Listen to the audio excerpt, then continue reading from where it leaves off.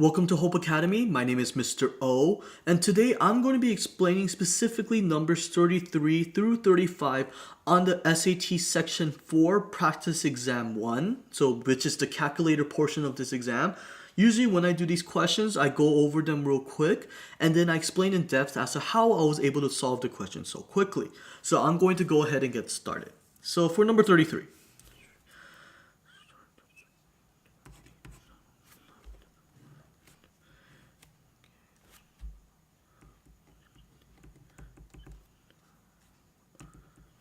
Okay, so I'm going to use my calculator.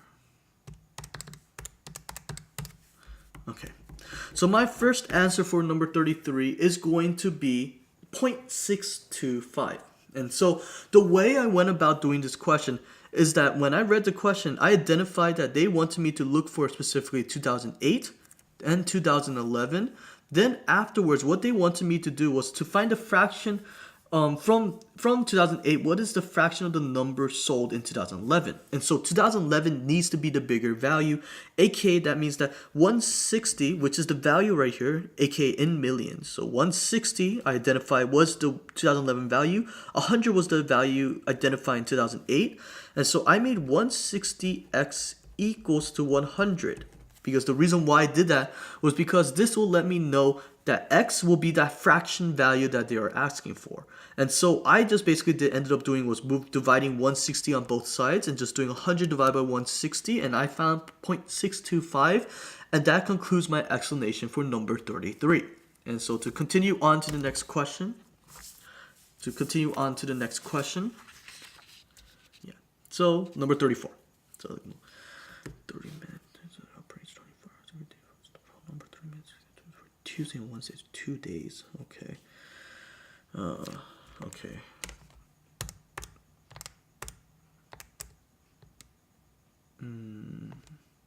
Yeah. Okay. So for 34, my final answer is 96. And the main reason how I was able to get to this answer is this. So they tell me that they sell them in 30-minute intervals, these time slots for them. And they stated that they operate 24 hours a day, so the whole day, every day of the week is available. And they say that they only want for 2 days, Tuesday and Wednesday, how many 30-minute blocks there are. So because there's 2 days, okay, there's 2 days times each day that exists is 24 hours, right? And you don't have to write this out, detail it like this. I just want to make sure you understand how I went about doing this. And the part is that because this is in 30-minute intervals, I need to convert hours now into minutes. So I'm going to convert 1 hour to become 60 minutes because 60 minutes are in an hour. Okay? And so if you notice, these units actually cancel out to be minutes. And so that's why I did 2 times 24 times 60. This is going to become 2880 minutes. So what this means is that in Tuesday and Wednesday, there's a total of 2,880 minutes that do exist. But the part is that the question is asking how many 30-minute intervals are there. So I'm going to divide it by 30 minutes to get that number of intervals. And that's why I did aka 2,880 divided by 30, which is going to be 96. And that concludes my explanation for number 34. To continue on to 35, the last question for today. So 35. Okay. So 35. Okay. Yeah. So the volume is 72. Okay. Volume 72. By r squared h. Okay. What's the diameter? Oh, okay. 8. So this will become 9 equals 2 r squared. R equals to 3 diameter. So d equals to 6. Okay. So for number 35, my final answer is D, which is equals to 6. For this one, I'm going to do it on a separate piece of paper just to show clearly because I did my work all over here. But so 6 is going to be my answer. But the point is this. So when you are doing this question, there are some things you do need to know in order to solve this question. On the exam, they do provide an equation bank, but usually I actually recommend that you memorize it to save time for yourself for other harder questions. So this question states that it's a cylinder that is 8 yards. And I'm just shorthanding this, okay? And they mentioned that your volume equals to 72 pi cubic yards. Duly note that they're own units of yards, so I'm good. And they say, what is the diameter? So my volume equation for cylinders is actually pi r squared h. So the area of the circle times the height. And so this is area of circle, height of the thing. So I'm going to make 72 pi equals to that equation because that's the equation for the volume of a cylinder.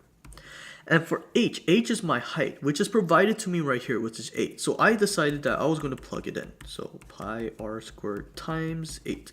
And so first things first, I need to divide pi on both sides, and these pi's will cancel out.